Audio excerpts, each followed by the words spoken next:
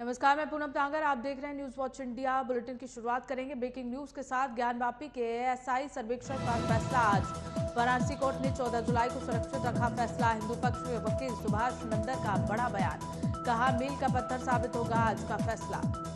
बड़ा अपडेट ज्ञानवापी मस्जिद से जुड़ा हुआ। वाराणसी कोर्ट ने 14 जुलाई को फैसला सुरक्षित रख लिया था, लेकिन आज सुनवाई होनी है वाराणसी कोर्ट में। इसे लेकर सभी की निगाहें इस फैसले पर टिकी हुई हैं। मील का पत्थर साबित होने की बात कही गई इस फैसले को। तो बड़ा अपडेट ज्ञानवापी मस्जिद से जुड़ा हुआ। ज्ञानवापी के एएसआई सर्वेक्षण पर आज फैसला होना है और इसे लेकर आज सभी की निगाहें सब फैसले पर टिकी हुई है। 14 जुलाई को यह फैसला सुरक्षित रख लिया गया था। हिंदू पक्ष के वकील सुभाष नंदर का बयान, कहा कि मील का पत्थर साबित होगा आज का फैसला। खबरों में आगे बढ़ेंगे। सुरक्षा एजेंसी एनआईए की बड़ी कार्रवाई। फैजान अंसारी का नाम संदिग्ध दबोचा। आतंकी संगठन आईएसआईएस का सदस्य होने का आरोप। एनआईए का बड़ा बयान, आईएसआईएस के संगठन का सदस्य था फैजान। एनआईए ने फैजान अंसारी, जो अलीगढ़ जा रहा था, उसे दबोच लिया गया। मुस्लिम यूनिवर्सिटी का छात्र बताया जा रहा है। झारखंड स्थित घर पर भी छापेमारी की जा रही है। इलेक्ट्रॉनिक उपकरण और आपत्तिजनक दस्तावेज भी एनआईए ने बरामद किए हैं। फैजान अंसारी अलीगढ़ मुस्लिम यूनिवर्सिटी का छात्र है। झारखंड स्थित घर पर भी एनआईए की छापेमारी। इलेक्ट्रॉनिक उपकरण और आपत्तिजनक दस्तावेज भी एनआईए ने बरामद कर लिए हैं। बड़ा अपडेट, अलीगढ़ में सुरक्षा एजेंसी एनआईए की बड़ी कार्रवाई। फैजान अंसारी नाम का संदिग्ध एनआईए ने दबोच लिया। आतंकी संगठन आईएसआईएस का सदस्य होने का उस पर आरोप लगाया जा रहा है। एनआईए का बड़ा बयान। एनआईए का कहना है कि आईएसआईएस के संगठन का सदस्य था फैजान अंसारी। अलीगढ़ मुस्लिम यूनिवर्सिटी का छात्र बताया जा रहा है।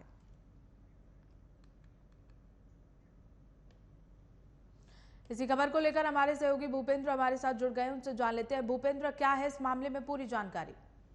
जी, मैं आपको बता दूं कि अलीगढ़ एएमयू यूनिवर्सिटी में स्टूडेंट झारखंड निवासी फैजान अंसारी को एएनआई ने यूपी से गिरफ्तार किया है। एएनआई से मिली जानकारी के अनुसार आईएसआई पाकिस्तान के लिए काम करता था। ये विश्वविद्यालय का छात्र फैजान अलीगढ़ में जिस घर में रहता था किराए पे, उस घर की भी तलाशी ली गई, तो वहां पर इलेक्ट्रॉनिक उपकरण, आपत्तिजनक दस्तावेज भी मिले।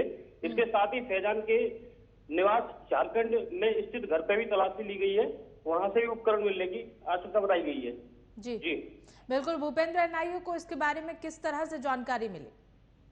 जी, एनआईए को किस तरह से जानकारी मिली, तो खुलासा तो अभी तक नहीं है, लेकिन अभी और जानकारियां विश्वविद्यालय अलीगढ़ यूनिवर्सिटी में जाकर जुटाई जा रही हैं। तो उन्होंने बताया कि जल्दी ही इसका खुलासा किया जाएगा। बिल्कुल नागेंद्र, अलीगढ़ यूनिवर्सिटी में कब से ये पढ़ाई कर रहा था? कितने सालों से ये वहाँ का छात्र है? ये करीबन 2 साल से वहाँ पर छात्र पढ़ाई करते हुए बताया गया है कि करीबन 2 साल से यहाँ पर ये छात्र पढ़ाई कर रहा था। लेकिन ये एनआईए के अनुसार ये बताया गया है कि ये कई सालों से यहाँ पे अलीगढ़ में पूरा आईएसआई के लिए काम करते हुए यहाँ से जानकारी जुटा रहा था। जी बिल्कुल भूपेंद्र, बहुत बहुत शुक्रिया हमारे साथ जुड़ने के लिए और तमाम जानकारी साझा करने के लिए। इसी बीच खबरों में आगे बढ़ेंगे। कांग्रेस की महासचिव प्रियंका गांधी शुक्रवार को ग्वालियर आ रही हैं। वो यहां विशाल जनसभा को संबोधित करेंगी। दूसरी तरफ भाजपा ने प्रियंका के प्रवास को राजनीतिक पर्यटन करार दिया है। प्रदेश कांग्रेस के कोषाध्यक्ष अशोक सिंह ने बताया कि प्रियंका गांधी 21 जुलाई को सुबह 10 बजे नई दिल्ली से वायुयान से प्रस्थान कर पूर्वाह्न 11 बजे ग्वालियर एयरपोर्ट पहुंचेंगी। फिर सुबह 11:20 पर ग्वालियर में वीरांगना झांसी की रानी लक्ष्मीबाई की समाधि स्थल पड़ाव पहुंचकर उनकी प्रतिमा पर माल्यार्पण करेंगी। इसके बाद 11:30 बजे ग्वालियर के मेला ग्राउंड में कांग्रेस की विशाल जनसभा को संबोधित करने सभा स्थल पहुंचेंगी। प्रियंका गांधी के ग्वालियर प्रवास को लेकर कांग्रेस कार्यकर्ता उत्साहित हैं और आयोजन को सफल बनाने के लिए पार्टी के तमाम बड़े नेता जुटे हुए हैं।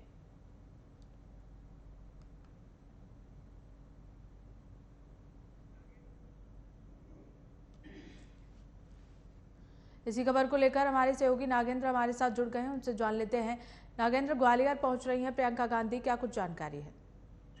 जी बिल्कुल, देखिए आज 11 बजे वो ग्वालियर पहुंच जाएंगी और उसके बाद सीधा वो लक्ष्मीबाई रानी लक्ष्मीबाई के समाधि स्थल पर जाकर उन्हें नमन करेंगी। उसके बाद 12 बजे का प्रोग्राम उनका ग्वालियर के मेला मैदान में है।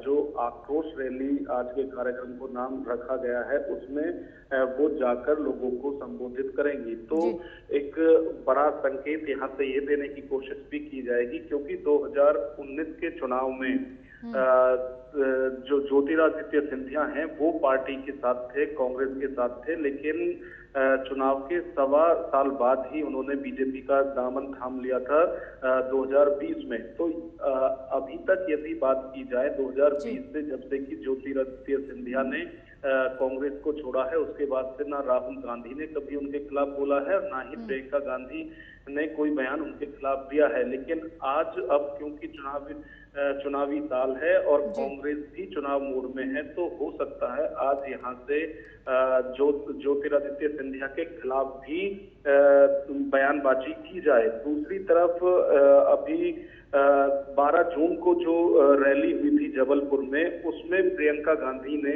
5 गारंटी लोगों को दी थी। एक तो महिलाओं के लिए 15,000 हर महीना सरकार की तरफ से दिया जाएगा यदि कांग्रेस की सरकार मध्य प्रदेश में आती है तो, और दूसरा जो बिजली है उसमें 100 यूनिट तक लोगों को फ्री बिजली दी जाएगी। साथ ही साथ जो पुरानी पेंशन का फॉर्मूला था वो फिर से बहाल किया जाएगा। तो इस तरह से 5 गारंटी प्रियंका गांधी की तरफ से दी गई थी।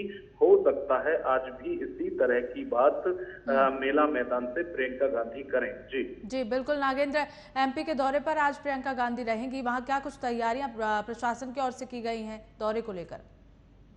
देखिए, क्योंकि Z+ सुरक्षा प्रियंका गांधी को मिली हुई है, तो उसको देखते हुए रानी लक्ष्मीबाई के समाधि से लेकर कार्यक्रम स्थल तक पूरी मुस्तैदी के साथ वहां प्रशासन ने सुरक्षा के इंतजाम किए हैं। दूसरी तरफ इस कार्यक्रम के अंदर आज जो कांग्रेस की तरफ से दावा किया जा रहा है कि लगभग 1 लाख लोग वहां पर पहुंचने वाले हैं। साथ ही साथ कांग्रेस के 2 पूर्व मुख्यमंत्री कमलनाथ और दिग्विजय सिंह, वो भी यहाँ रैली में रहेंगे प्रियंका गांधी के साथ। इससे पहले यदि चुनाव की बात की जाए तो ग्वालियर में कांग्रेस को अच्छे खासे सीट जो है वो यहाँ मिली थी, लेकिन जब ज्योतिरादित्य सिंधिया कांग्रेस छोड़कर गए थे तो लगभग 20 विधायक उनके साथ गए थे। तो इस बार कोशिश ये रहेगी कांग्रेस की तरफ से कि ज्योतिरादित्य सिंधिया को यहाँ पर कमतर दिखाया जाए, और इसीलिए लगातार जो वहाँ कांग्रेसी हैं उनका आक्रोश जो है वो ज्योतिरादित्य सिंधिया के खिलाफ लगातार दिख रहा है। तो कोशिश यही की जाएगी कांग्रेस की तरफ से कि यहाँ पहले जैसा जो प्रदर्शन है वो इस बार के चुनाव में भी कांग्रेस की तरफ से किया जाए। हालांकि क्योंकि इसे ज्योतिरादित्य सिंधिया का गढ़ ग्वालियर को माना जाता है, तो एक बड़ी चुनौती कांग्रेस के लिए यहाँ से पहले जैसा प्रदर्शन कर पाना है। जी बिल्कुल नागेंद्र, बहुत बहुत शुक्रिया हमारे साथ जुड़ने के लिए, तमाम जानकारी साझा करने के लिए। इसी बीच ब्रेकिंग न्यूज का रुख कर लेते हैं, जो एमपी के दौरे पर कांग्रेस नेता प्रियंका गांधी 11 बजे पहुंचेंगी ग्वालियर रिपोर्ट। ग्वालियर में जनसभा को करेंगी संबोधित। तो कांग्रेस के कार्यकर्ताओं में भारी उत्साह भी देखने को मिल रहा है। इसी बीच अगली खबर का रुख कर लेते हैं, जहां मणिपुर मामले को लेकर गुरुवार संसद के दोनों सदनों में जोरदार हंगामा हुआ। मानसून सत्र के पहले ही दिन विपक्ष मणिपुर मामले पर चर्चा को लेकर अड़ा रहा, जबकि सरकार का कहना है कि वो चर्चा के लिए तैयार है। And you know the Manipur is burning, and Manipur is burning, and the women are raped and naked, paraded, everything, and Prime Minister is keeping quiet. He is giving statement outside. Opposition के तरफ से जो मांग किया था मणिपुर पे चर्चा होना चाहिए, हमने ये स्पष्ट कर दिया है। माननीय राजनाथ सिंह जी डिप्टी लीडर साहब ने भी स्पष्ट किया है कि हम दोनों सदनों में चर्चा करने के लिए तैयार है। मणिपुर से एक संवेदनशील विषय है, एक मानव संबंधित बहुत बड़ा संवेदना का विषय है, इसलिए हम चर्चा करना चाहते हैं और चर्चा के उत्तर भी डिटेल में गृह मंत्री जी देगा। इसलिए मैं निवेदन करता हूं, कृपया सुचारू रूप से सदन चलाने के लिए सहयोग करें। लोग देख रहे, बहुत महत्वपूर्ण बिल्स है, वो भी पारित करना है, बहुत विषय है, वो भी चर्चा करना है। मणिपुर में हम चर्चा करने के लिए तैयार है। तिथि माननीय स्पीकर डिसाइड करने दो, हम तैयार है सर, ये मैं स्पष्ट करना चाहता हूँ। मेरे आपसे तो वहीं मणिपुर में शर्मनाक हरकत पर कांग्रेस और विपक्षी पार्टियों ने पहले दिन पीएम मोदी से संसद में बयान देने की मांग की, तो वहीं बीजेपी ने विपक्षी पार्टियों पर सवाल उठाए। बीजेपी नेता रविशंकर प्रसाद ने कहा कि जब प्रधानमंत्री ने सुबह इस घटना पर बयान दिया तो देश में साझेदारी होनी चाहिए थी, अब वो क्या चाहते हैं।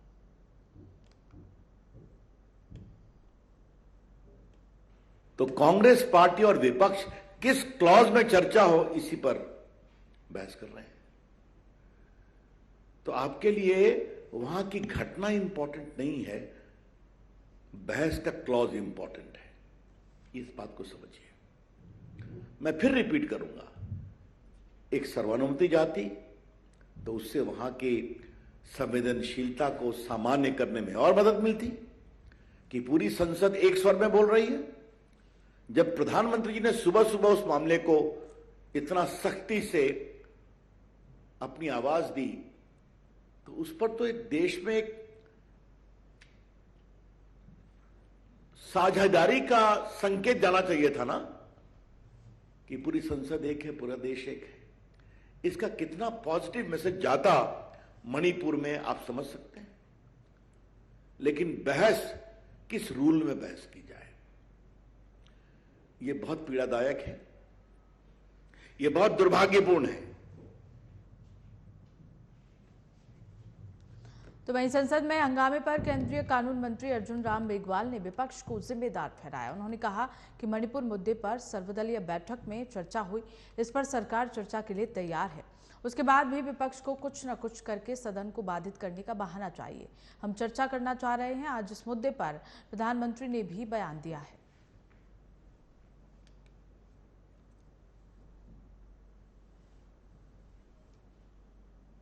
संसद का सत्र चल रहा है, ऑल पार्टी मीटिंग में भी चर्चा हुई।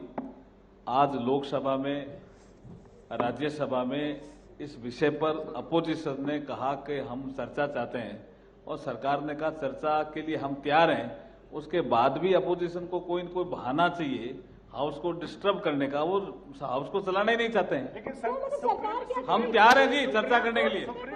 हम खबरों में आगे बढ़ेंगे। कांग्रेस नेता सुप्रिया श्रीनेत ने मणिपुर घटना पर राज्य सरकार को घेरते हुए कहा कि घटना 77 दिन पहले हुई थी, सुबह तक एक भी गिरफ्तारी नहीं हुई थी।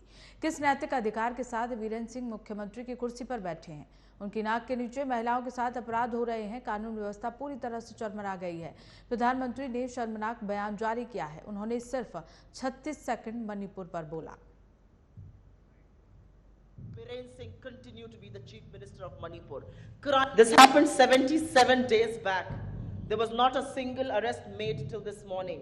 And the reality is that the Chief Minister in also that viral video has said this is not an isolated incident and hundreds of such incidents have happened. With what right and with what moral authority does Biren Singh continue to be the Chief Minister of Manipur? Crime against women are happening right under his nose. There is absolute collapse of law and order. He continues to be in office, and that is the travesty of our times. The travesty of our times is that a video that was made 77 days back did not see a single arrest. The Prime Minister issues a shameless statement. And instead of speaking on Manipur for a long time, in his 8-minute, 25-second video statement, he speaks on Manipur for 36 seconds and diverts the issue to Rajasthan and Chhattisgarh. I am absolutely certain that the Prime Minister knew exactly what was happening in Manipur. He did not wake up to that video which came from 77 days back yesterday. The Prime Minister is as complicit in this heinous crime, in this heinous case of sexual violence against women, like those people are in that video. I immediately ordered the police to arrest the culprit and the state. तो वहीं मणिपुर हिंसा को लेकर विपक्ष हो या आम लोग, दोनों ही सरकार पर वायरल वीडियो को लेकर हमलावर हैं और खास तौर पर आम लोग काफी निराश हैं। साथ ही विपक्ष की बैठक को लेकर और विपक्ष की 2024 की तैयारियों को लेकर राज्यसभा सांसद नरेश बंसल से खास बातचीत की हमारे संवाददाता ओमशील ने। क्या कुछ कहा उन्होंने, आइए सुनवाते हैं। हमारे साथ खास बातचीत करने के लिए मौजूद हैं राज्यसभा सांसद नरेश बंसल जी। नरेश बंसल जी, जिस तरीके से सदन की कार्रवाई विपक्ष द्वारा हमने पूर्व में भी देखा कि विपक्ष कार्रवाई में हंगामा किया करती है और सदन को स्थगित करना पड़ जाता है। अभी अगर हम आज की बात करें तो ये सदन को फिर से स्थगित कर दिया गया मणिपुर हिंसा वाले मामले में, जो कि वीडियो कई दिनों से वायरल जो कि वीडियो वायरल हो रहा है। भले वो वीडियो पुराना बताया जा रहा है, फिर भी उस पर अभी हंगामा किया जा रहा है विपक्ष द्वारा। कैसे देखते हैं आप इसको? देखिए, जब 176 के अंतर्गत 11 नोटिस दिए गए, उसमें से 8 मणिपुर की हिंसा के ऊपर थे। सभापति जी ने वो सारे नोटिस देने वालों के उनके जो प्रक्रिया होती है, नाम बोले, सब कुछ किया। इसी बीच में विपक्ष ने हंगामा शुरू कर दिया। जब सरकार अल्पकालीन चर्चा के लिए तैयार थी, सरकार ने कहा कि हम चर्चा के लिए तैयार हैं मणिपुर पर, तो हर सदस्य जो नोटिस देता है उसको बोलने का अधिकार मिलता है। अगर आपके पास कुछ तथ्य हैं, प्रमाण हैं, आप बोलना चाहते हैं तो चर्चा में भाग लेना चाहिए। लेकिन विपक्ष केवल हंगामा करना चाहता है, सदन को नहीं चलने देना चाहता।